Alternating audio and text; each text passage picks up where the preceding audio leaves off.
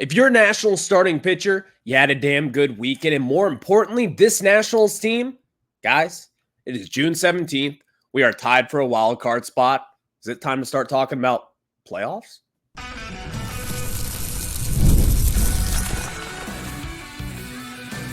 You are Locked On Nationals, your daily Washington Nationals podcast, part of the Locked On Podcast Network, your team every day. And thank you all for making Locked On Nationals your first listen every single day, as we are free and available wherever you get your podcasts. And of course, you can check us out over on YouTube. Just search Locked On Nationals. And of course, wherever you get your podcast as well. While you're at it, make sure to subscribe at YouTube. Just search Locked On Nationals. And again, wherever you get your podcasts. And also check us out over on Twitter at LO_Nationals. You can check myself out on Twitter as well at Ryan Clary 11. Give me a follow over on Twitter or X, whatever you want to call it nowadays. I don't really care because this Nationals team, damn good one. We'll talk about them all day long here in the Locked On Nationals podcast, where it is your team every single day. And of course, later on in today's show, the Nationals, I don't know if you know this just yet, but there were some trade buzz going around with this Nationals team, and I'll have that report for you a little bit later on. Could this Nationals team still be sellers after all, or will they be buyers? I'll have that report for you a little bit later on, and we'll tackle that in the third segment of today's show. But it is a Monday, so it is a Nat stock report Monday. Whose stock has been up and whose stock has been down? There's a lot of different answers here, but of course, we will talk about the Nats starting rotation yet again to begin today's show. And of course, not even just about that, but this Nationals team just swept the Miami Marlins. They have now just been damn good all year long. The Miami Marlins, we have whooped up on them twice. You swept them down in Miami. And once you come back home to DC, you sweep them yet again. So, Nationals, are we talking playoffs?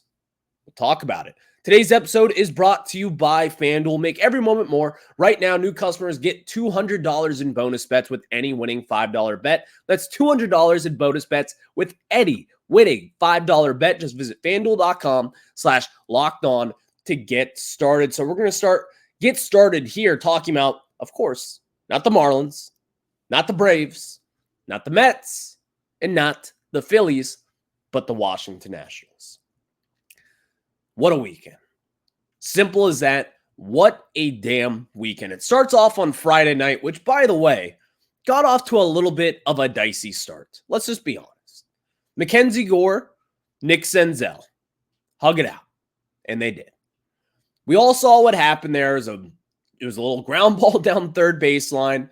Nick Senzel maybe didn't put the best effort out there, but still, he made an effort throw, maybe could have made it a little bit closer, but at the end of the day, MacKenzie Gore, when they got back in the dugout, confronted him, probably said a few choice words of like, you got to be a little bit better there. But still, Nick Senzel ultimately decided to shove him. The Nationals, this was all on camera.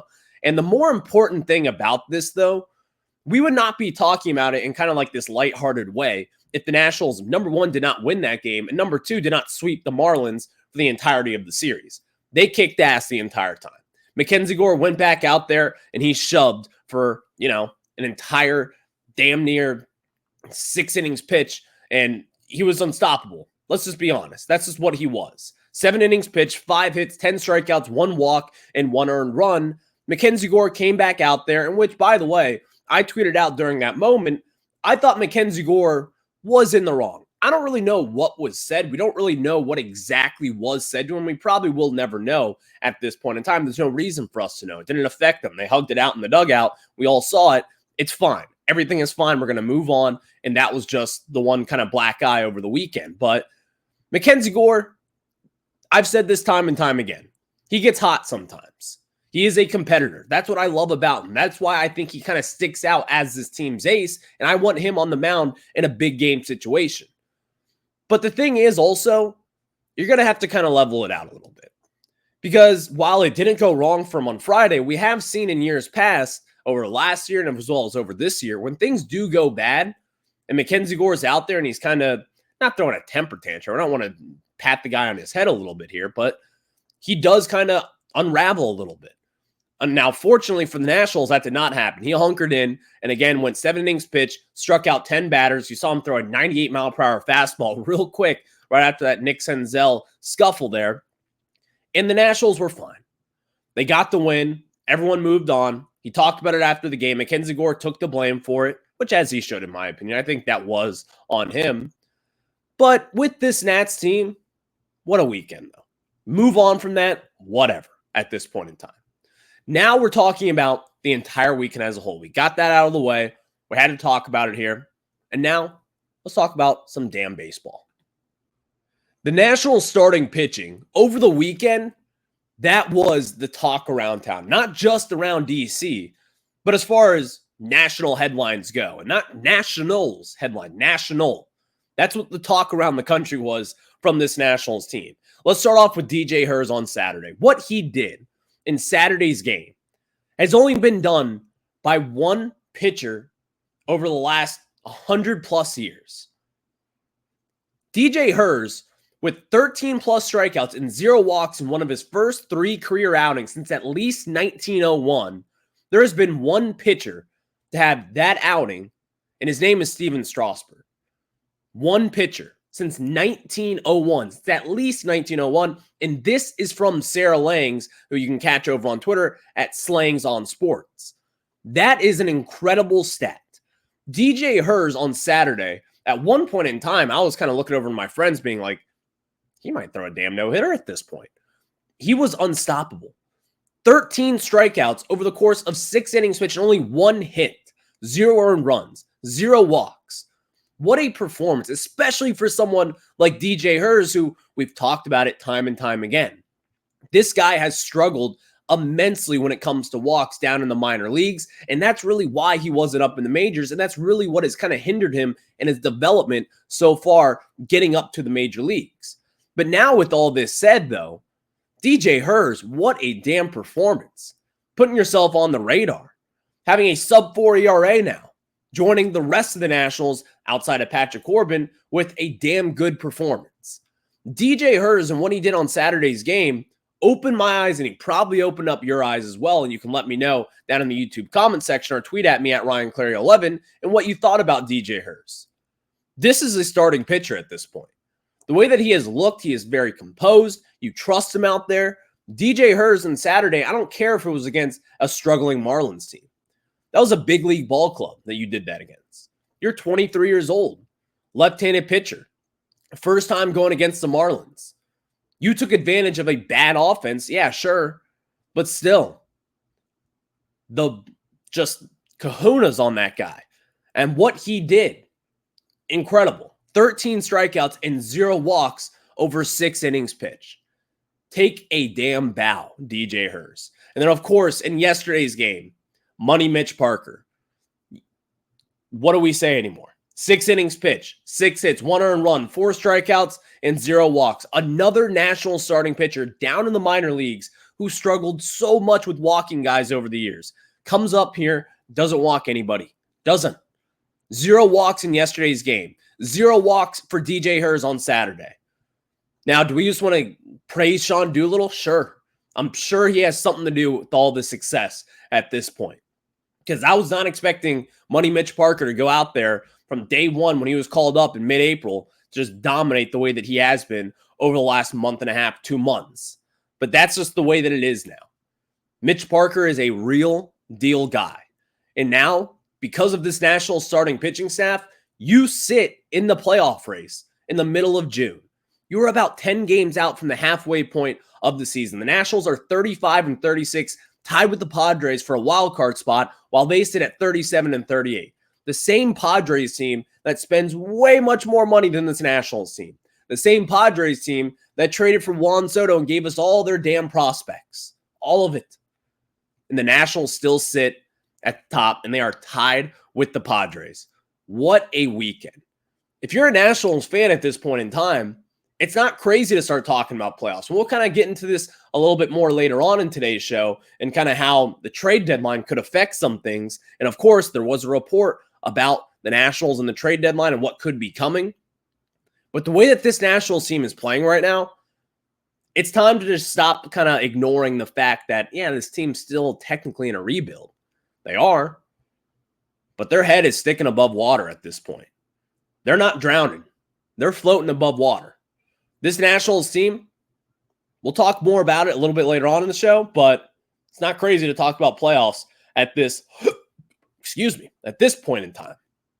Thank you all for making Locked On Nationals your first listen every single day, as we are free and available wherever you get your podcasts. And now it's time for a Nats stock report. And if you're a first-time listener, this is where you get your latest individual performances of the Washington Nationals. And of course, whose stock has been up, whose stock has been down. I'll give you 3 stock ups, 2 stock downs. This one was a little bit hard to find some stock downs for, but ultimately we found a few of them right here and right now. So before we get into it, let me tell you guys about some of our very good friends over at FanDuel. And guys, when we talk about FanDuel, summertime means baseball, the NBA Finals, and more, and you can bet it all on FanDuel. Right now, new customers get $200 in bonus bets with any winning $5 bet. That's $200 you could use to bet everything from the Finals MVP to who's going to hit one out of the park. You have Game 5 in the NBA Finals tonight. Boston returns home at home court. They are up 3-1 in the series. I'm going to go with the Celtics on the money line. And of course, I'm going to put a little money on Jaylen Brown to win Finals MVP as well. It'll just make it that much more fun to watch. And of course, when you talk about the Finals, you need to know that our friends at FanDuel, they've got you covered. So visit FanDuel.com/lockedon and add a big win to your summer bucket list. FanDuel is America's #1 sportsbook. Again, visit FanDuel.com/lockedon and add a big win to your summer bucket list. Now, let me tell you guys about some of our very good friends over at Prize Picks. And when we talk about Prize Picks, you guys know what it is, but let me tell you again, Prize Picks, America's #1 fantasy sports app with more than 5 million members. It is the most fun, exciting way to get in on the action while you watch your favorite sports and players. You just pick more or less on 2 or more player stats for a shot to win up to 100 times your cash. And of course, with Prize Picks, you can win. You could turn $10 into $1,000 in a single game watching your favorite sports. This summer, you can make a Prize Picks lineup in as little as 60 seconds. You just need to pick more or less on 2 to 6 player stats projections, and you're locked in. If you're looking for promotions, Prize Picks has got you covered every week, from lowering select player stats projections on Tuesdays, which increases your chance of getting a win, to getting your entry fees back if you have a losing lineup on Fridays. Prize Picks, America's #1 fantasy sports app with over 5 million active members. Get in on the daily action with your friends. Become part of the Prize Picks community today. And of course, guys, you got to talk about this. Download the app today and use code LOCKEDONMLB for a first deposit match up to $100. And again, talk about it with your friends. Download the app today. Use code LOCKEDONMLB for a first deposit match up to $100. Again, that is code LOCKEDONMLB. Now we get back into it as the Nationals. They've been red hot. But who have been the Nationals hot? Red hot, I must add. Stock ups and stock downs. Stock up, Lane Thomas. Lane Thomas has a 10-game hit streak going as of right now. And he's not the only National with a 10-game hit streak as well. We'll get into that player as well a little bit later on in the stock report. But Lane Thomas is a 10-game hitting streak. And over that time, he's got 4 home runs, 8 RBIs. He's got a double and a triple. He has 13 of his last 37, batting .351, a .395 OBP, a .757 slug, and an 1152 OPS on the season. Lane Thomas has been incredible so far. And again, getting him back in the lineup has really rejuvenated this offense. And pairing him with with CJ Abrams at the top of the lineup, we've kind of talked about this. This is the perfect marriage. And again, things could get better. Imagine if you have James Wood up there. And if he wasn't hurt at this point, you probably would have expected James Wood to be up in the majors. And that kind of dream would be a reality. And it's not that far from being a reality, by the way. Once James Wood comes back, he'll probably get a few weeks to get it reacclimated, make sure he's hitting the ball well, and then he'll hit the ground running, and he'll probably be up in the majors at some point this season. So at some point over the next month or so even. So Lane Thomas, the ball, it's flying. 4 home runs over his last 10 games. The power is back. And really, Lane Thomas looks like the Lane Thomas of the first half of last season. So stock up for Lane Thomas. He has been killing the baseball. And of course, it is nice to see him back yet again. Stock down for mainstay on this, unfortunately, Eddie Rosario. He supports a negative 0.6 WAR on the season. For baseball reference, by the way, I may add.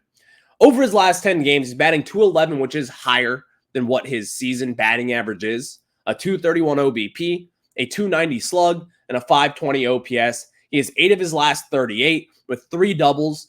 And I'm going to be quite honest, Eddie Rosario, put him on a rocket ship, send him to Mars. I'm good on it. I don't need to see Eddie Rosario anymore. I don't need to see Eddie Rosario go out there and, sometimes luck into a home run. I liked the signing when the Nationals made that just a few months ago during spring training. But at the end of the day, you can't really just focus on this and say, yeah, Eddie Rosario is going to be a trade candidate. Not anymore. You can't. You simply cannot just go out there and trust that at this point. Especially when, you have Joey Gallo, who's no longer in the lineup, which unfortunately he's going to be out for some time with a little hammy injury. But now with this Nationals team in the lineup, you're going to be missing some power. Eddie Rosario, while he doesn't have the most power on this team, he is supposed to be a little bit of a power bat. He hasn't really done anything. Again, 8 of his last 38, 3 doubles mixed in there. But Eddie Rosario, I'm done with this experiment. Who's going to trade for him at the deadline? And what will you get back in return? Is it really that important to you to have someone like James Wood, when he is eventually healthy, to get Eddie Rosario at bats? Not really, in my opinion. So that brings us up. Get back to the positive. Another red-hot Nationals hitter. Stock up for C.J. Abrams. He also has a 10-game hitting streak going for the Nationals, as well as Lane Thomas. Again, that 1-2 punch is incredible. That is what you want to see as far as your offense goes. As far as this Nationals team, Lane Thomas and C.J. Abrams, they're the offense of this team, and now you see why. C.J. Abrams, over his last 10 games, in that 10-game hitting streak, he's got 5 doubles, he's got a triple, he's got 2 home runs, 10 RBIs. He's batting .325, a .400 OBP, a .650 slug, and a .1050 OPS. His season OPS is way up from what it was when he was kind of slumping through May all the way through early parts of June. Ever since CJ kind of went away from the media that one time, I wasn't too happy about it. I'm not going to lie. I wanted to see a little bit more from CJ Abrams. I wanted to see him kind of take a leadership role, and that's not really taking a leadership role.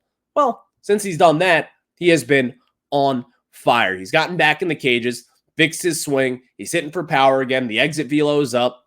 Everything that you want to see from CJ Abrams, he's showing you at this point. I think he's back to his part where at this time last year is really kind of when he took off. Again, this is said a lot in baseball, but once it gets warmer, the bats just start to heat up.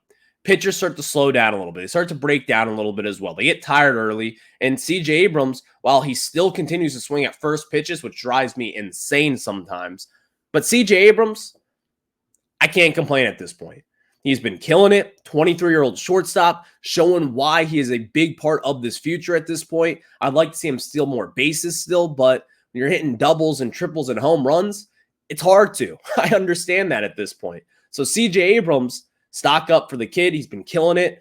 That's what you want to see from your star shortstop. Stock down for third baseman Nick Senzel. And I gave him a lot of love over the last week or so. I think Nick Senzel has still been slept on a lot, but he has 2 of his last 21 over his last 60 games. He's got a .364 OPS in that time as well. And he's also got 1 shove in the dugout, which is not great. So Nick Senzel at this point in time, it's been a stock down for him. He's still walking on. He's got 5 walks in that time frame as well, which, by the way, he's a walking machine. He's also a shoving machine. But we'll all see the good sides of Nick Senzel over and over again. I think he's had a good season for this Nationals team. He's been a pleasant surprise. He hasn't been Jeimer Candelario of last year like some people thought he could be, but he has been good.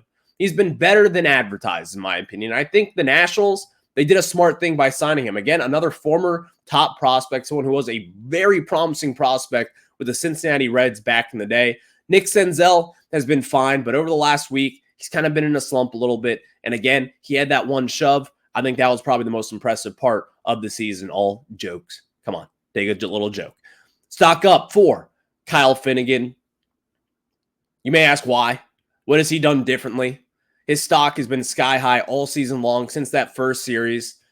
Kyle Finnegan has been one of the best closers in all of baseball. I need to talk about him more, but there's been so much good happening with the Nationals in the starting rotation that it's been hard to fit in Kyle Finnegan, people. I'm sorry, but he gets a stock up here. He's been one of the best closers in all of baseball. Over his last 8 appearances, he got 8 1/3 innings pitched, 9 strikeouts, 0 walks, which again, I cannot say this enough. If you are walking 0 batters as a closer, it's so big not to get base runners, and you don't want to give anybody free bases. Kyle Finnegan is punching the zone. You want to see him throw strikes, and that is one of the more valuable things for a closer, in my opinion. And I think a lot of people, you may want to see 102 miles per hour. You may want to see 103 by the Oakland A's Mason Miller. Kyle Finnegan's not that.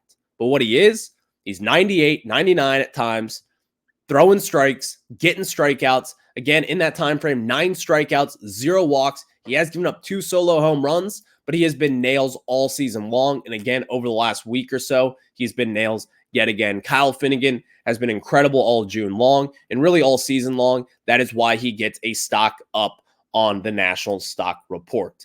Thank you all for making Locked On Nationals your first listen every single day, as we are free and available wherever you get your podcast. So buckle up, guys. Postseason baseball, it is time to talk about it. Yes, this is not a drill, but also there has been a report that just went around this morning that the Nationals already got some trade deadline buzz. Will they be buyers or will they be sellers?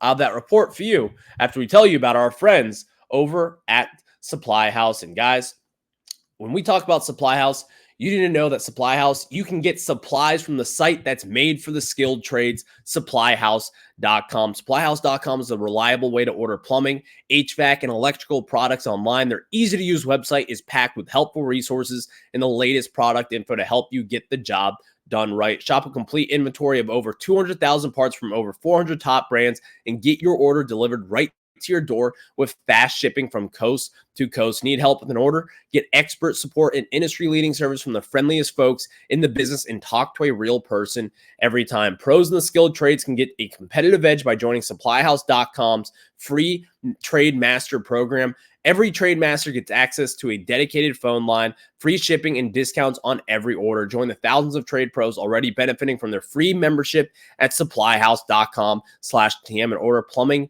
HVAC, and electrical supplies from anywhere with just a few clicks at supplyhouse.com. Again, just visit supplyhouse.com. Thank you all for making Locked On Nationals your first listen every single day, as we are free and available wherever you get your podcasts. And of course, check us out over on YouTube. Just search Locked On Nationals there. Hit that subscriber button and follow me over on Twitter at RyanClary11 for your latest Nats content. Now, the Nationals, as I was saying, you are tied for a wild card spot. Nationals fans, how does it feel? Are you not entertained at this point with how this Nationals team is playing?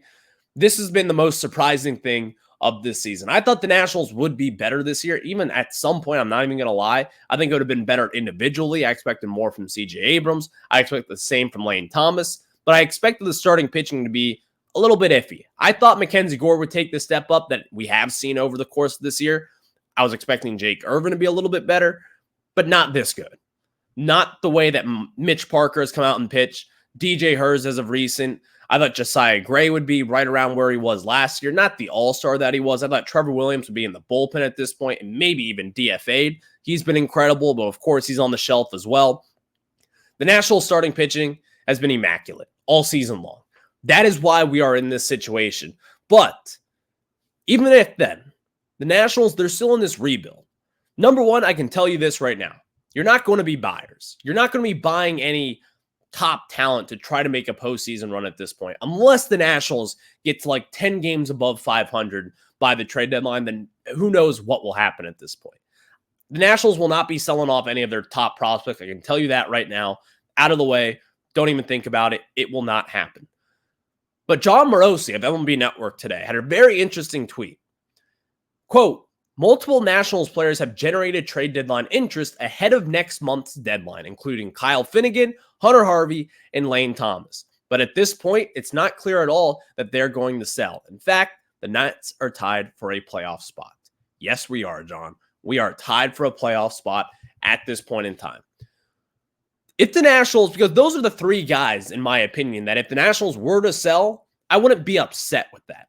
In fact, I would even look at Jesse Winker as well. I think he will probably be gone no matter what. I think the Nationals sell him for really whatever the best offer is, and that's when you'll see James Wood and other prospects kind of come up and climb into the majors. But as far as the Nationals go, at this point, things could change over the next month. They could kind of slide down a slippery slope here and not be that good. But the way that the Nationals are playing, you would have to blow me away with a Kyle Finnegan offer and a Hunter Harvey offer, and as well, especially a Lane Thomas offer at this point. The Nationals, they've got loaded outfielding prospects for days and days and days. But if you were to move off someone like Lane Thomas, then the ETA and the expectation for someone like a Dylan Cruz, who is having a good season, but really not killing it, the ETA kind of climbs a little bit and the expectations rise a little bit. If you have Lane Thomas there, quote unquote, blocking Dylan Cruz, it's not a terrible problem to have. You want to make sure that Dylan Cruz is ready to hit the ground running because this is a top 10 prospect in all of baseball. You don't want to just throw this guy up in the majors. We've seen it. Wyatt Langford, look at him from last year. He was thrown up into the majors this year. He's struggling. Jacob Young has hit a home run out of the park before the power hitter himself, Wyatt Langford, has this season. He's hit an inside the park home run, and that's it. He hasn't hit a ball over the fence yet. Jacob Young, 403 feet, which, by the way, oh my God, Jacob Young, a home run. I would have never expected it at this point in time. But still, that kind of gives you an example. Wyatt Langford was killing it down in spring training. He was killing it last year in AAA, made it all the way up to AAA in his first half season up in the minors. But look at him now. Just because someone may not look the part, or may look the part rather, doesn't mean they will be that part and will be that fix. You don't really just want to trade Lane Thomas just to trade him. But again, let me reiterate this point.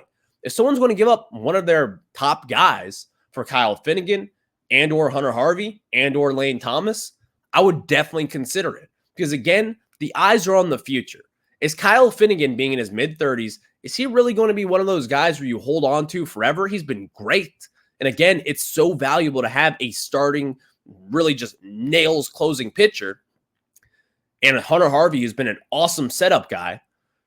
But these guys are getting a little older. Lane Thomas, on the other hand, is 27, 28 years old. You can kind of hang on to him for a little bit. But looking at Finnegan and Harvey, I think they're kind of in a category of their own.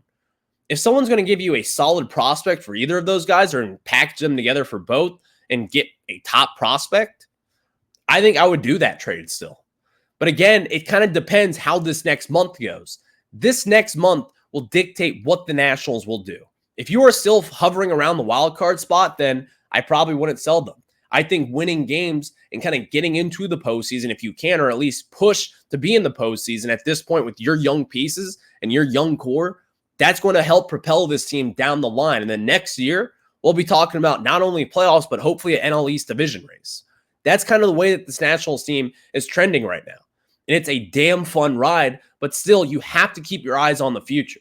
If someone's going to give up some of your top prospects for these guys, you take the bait because you still have to build. And these guys, again, I'm not trading it for some 17-year-old lottery pick. You want someone who's going to be a prized possession for this team, maybe in the second half of the season or even the start of next year. I don't know what that would look like. I don't know if it would look like another Mason Thompson situation when you traded Daniel Hudson a few years back, but you kind of get the gist of what we want.